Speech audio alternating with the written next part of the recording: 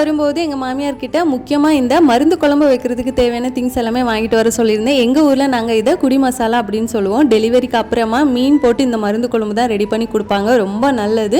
குழந்தைங்களுக்கும் சளி பிரச்சனை இருந்ததுன்னா இதை வந்து நம்ம கொடுக்கலாம். இனி வந்து மழை காலமாக இருக்கிறதுனால அட்லீஸ்ட் வாரத்துக்கு ஒரு நாள் மீன் போட்டு இந்த குழம்பு வைக்கலான்னு வாங்கிட்டு வர சொல்லியிருந்தேன்.